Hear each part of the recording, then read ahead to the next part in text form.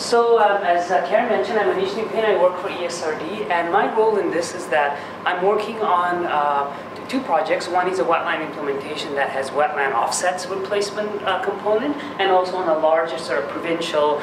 We started the word using the word conservation offset policy, but we were told to sort of amend that to something different. So we talked about framework, but there's a land use framework, and this isn't that. So we're sort of playing around with these kinds of things. So what I'm going to talk to you about is identifying strategy 3 of the land use framework, right? Conservation stewardship tools, and one of the tools there is offset, conservation offset. Is it 3 or 4? 4. Okay, thank you. I should have looked that up before I came here. So, just a way of so I'm just going to go through a background of what an offset is, and just give you an example of specific things we're doing under this impending framework, system design elements, and examples to what. So what are conservation offset? And so the thing here is they have to have measurable outcomes. Like, for example, if you're going to restore a wetland, you have to actually restore wetlands so they're functional. It has to result from actions designed to counteract significant impacts, right? So the concept here is when you have an impact, when we talk about land use management and things like that, a lot of activities have an impact. And which of those impacts are significant enough that you actually want to do an offset or replacement for it? And the concept of mitigation hierarchy. So I don't know if you folks are familiar with the avoid, the minimize, and replace or compensate concept. So that basically says when you have, first you're trying to avoid the impact in the first place. And if it's not avoidable, you do as much as you can to minimize your impact. And even after minimization, if there's some impact that remains, that's the impact that you have to replace. And just a note on terminology, land use framework uses the term conservation offset. You might have hear the term biodiversity offsets, or the federal government uses the term conservation allowance. They kind of mean the same thing. And the reason we're using conservation offset is because in Alberta, our regulatory context is for conservation offset. So that's the language that I'll use. So it's just an example, right? So on the left, you can see there's some impact to habitat, So suppose this could be something like, Alberta Transportation. They're lining up a highway over hundreds of kilometers. Preferably, they try and avoid wetlands. When we're trying to do road alignment over that many distance, you're going to get some impact, right? So you have a habitat loss on that side over there. And so the offset basically says, we're going to replace this habitat with another one here. And I just happen to have drawn it. I was being lazy, cut and paste the same shape. It could be something like, this is a quality D habitat, but this could be a quality A, which is smaller. So there's all these rules around how you substitute one habitat for the other, right? And the intent here is not so that, and as Jason pointed out, offset is not about freezing land developments or stopping growth or things like that. What is this? Is a tool to address multiple demands, right? So you can imagine if you're lining up a road through here, you're not going to stop because there's a wetland.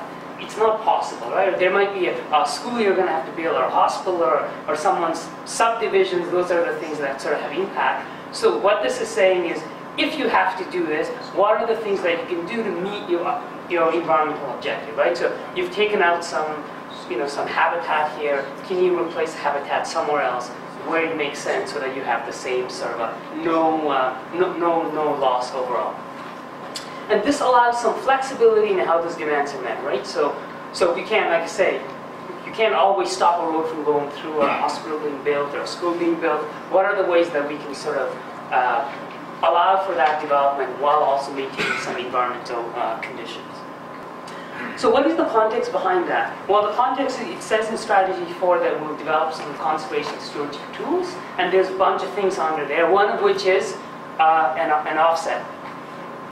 Having said that, the land use framework got released in 2008, but the concept of offsets are not new, and Carmen and our colleagues in ARD can perhaps give some good examples of how they've been working with the carbon offset thing since mid-2000s. We've had a bit of an offset on the wetland side, right? On the interim policy of the wetland policy, the one that precedes the policy now. It said if you destroy a wetland, there was a 3-to-1 replacement ratio, right? So every wetland, every permanent water body, needed a replacement. So we've had some experience in that. But Luff in 2008 really brought this into more prominence. So it actually, that and the Alberta Land Stewardship Act really expanded the scope and application of this. It specifically talks about offset. It says, you know, if you have an offset, here are some of the things you got to do, and also actually has rules around what is an offset, what you might register. You know, there's all these rules were written around what an offset could do, but we really didn't do very much with it. We sort of said, here's a strategy we have to do something about. We got the legislative framework, but we just weren't at a space where we're able to actually roll out this concept into sort of decision-making context. Other than these two sort of examples, which kind of sat outside of the land use framework. But we sent some signals.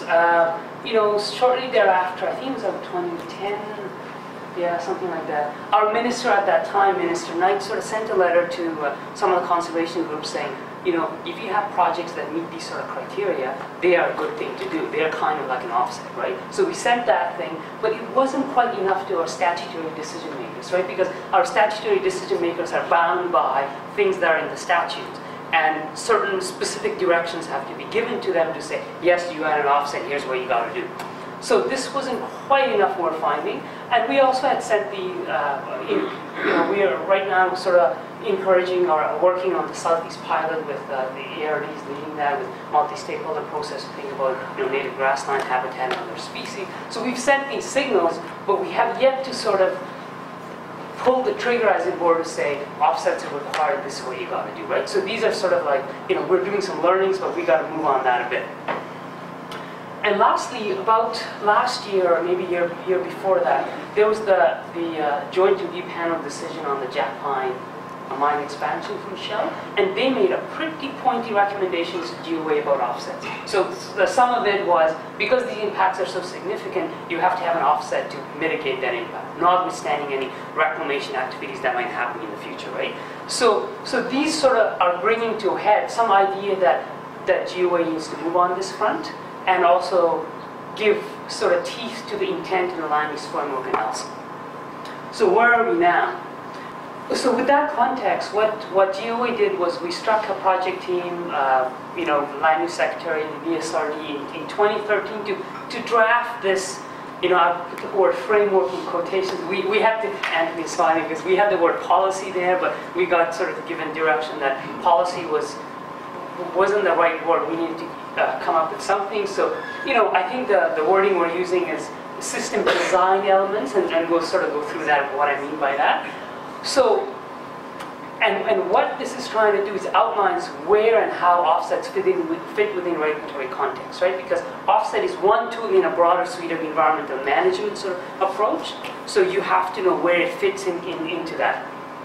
And what is the role of specific offset programs, right? So, and we've had some discussions with the Alberta Association for Conservation Offset.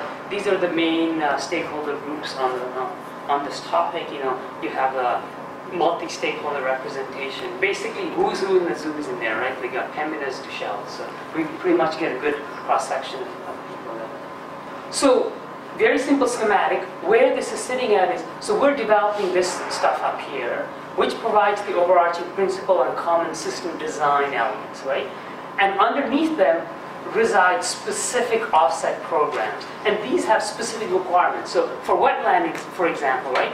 And an offset program would say, here's the type of disturbance that requires an offset. What are the ratios? Like, is it 2 to 1, 3 to 1? Can you go between habitats? Can you substitute wetland for something else?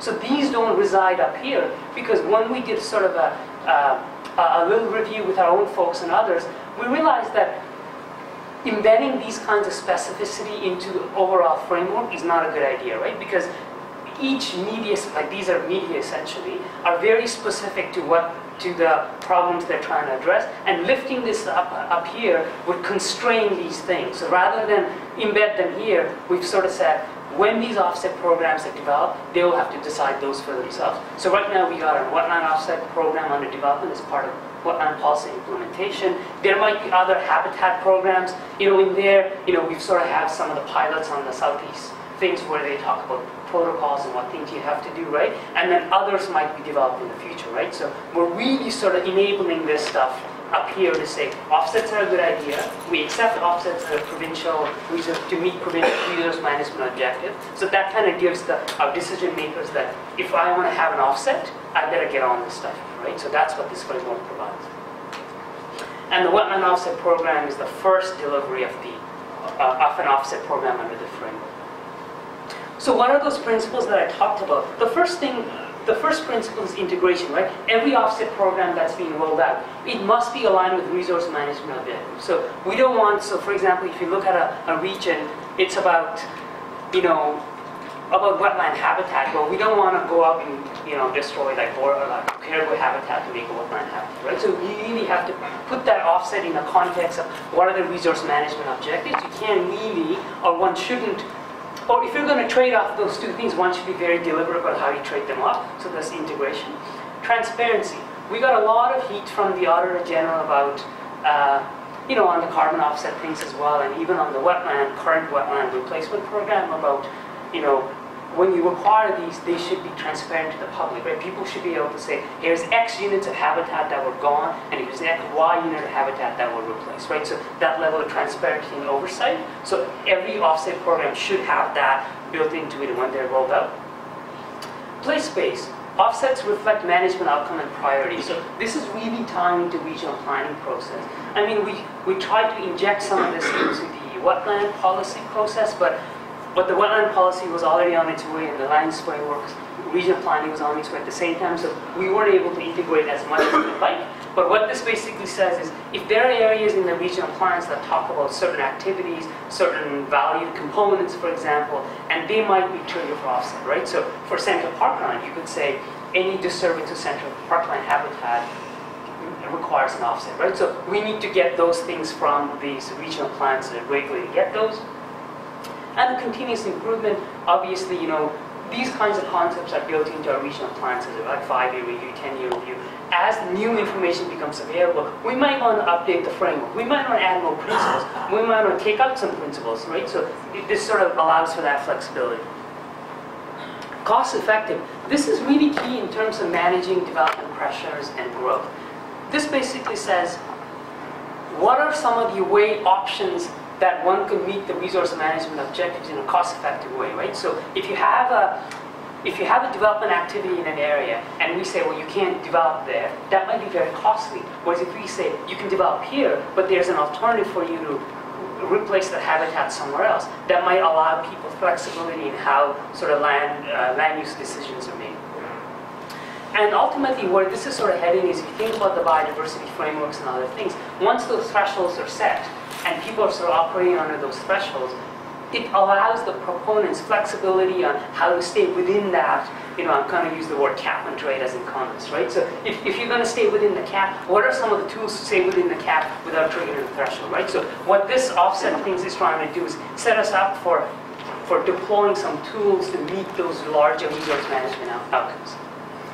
And stackable. This is very controversial, right? And what this basically means is, can multiple offset meet the same, can the same offset meet multiple objectives? So if you have a wetland, and you have met the wetland requirements, but guess what? Wetland also is habitat for a number of other things that Shannon probably would know better than I do, right? So can you have an offset so that when you make that one wetland, would it meet multiple objectives? And the thing we're thinking here is yes, but they have to be designed in a deliberate way. So if you're going to say, we're going to make a wetland offset for the sake of making wetland offset, but also have other habitats, in the project planning, those have to be explicit. Can't say, well, I made a wetland 5 years ago, I have another offset requirement.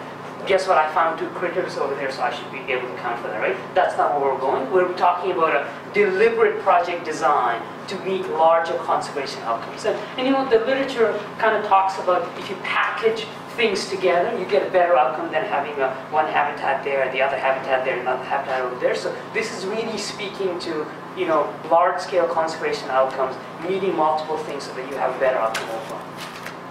So what the common elements are that you got to start with a provincial policy direction, right? So on the wetland side, the wetland policy says wetland replacement is needed, right? So that sort of gives that.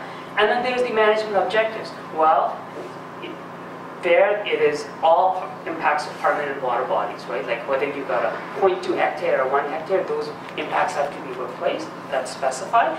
And so there's a bunch of tools. It could be, some could be zoning, right? I mean, we have a variety of tools within our statutory toolbox that say you can't go there, you can't do this, right? There's one tool to meet those objectives. The other tool is conservation offset. So if you decide that that avoidance is not possible and there's impact to habitat, and you're given the statutory authorization to impact, then you can have an offset.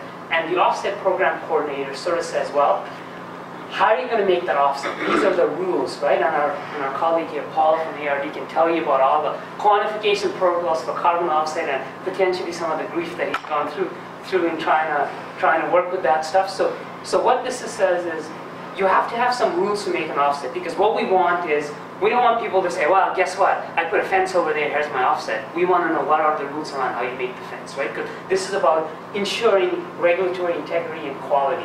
Because when Auditor General comes looking, we have to make sure that what we've done is kind of meets that audit component.